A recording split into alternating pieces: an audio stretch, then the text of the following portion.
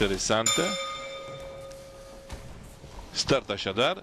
Onișor este cel care dă drumul primul la brațe. E o categorie la care vom vedea cu siguranță multe lovituri. Bună dreaptă și repetată această dreaptă formidabilă și atenție, arbitrul îl numără deja pe Onișor.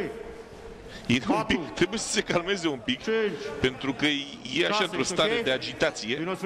Iulian Marinescu a reușit foarte bune loviturile. Start excelent pentru Marinescu. Încă o dreaptă ce intră perfect acolo și lovitura cu brațul stâng.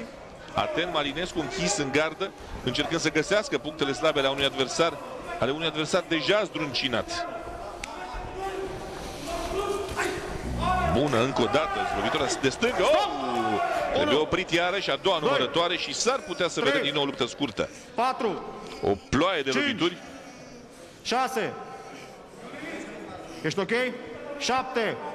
Nu e. Nu e ok. 10. Meciul se termină aici.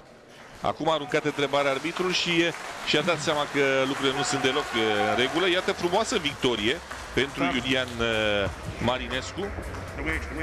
Din Găiești, așadar, acest sportiv care a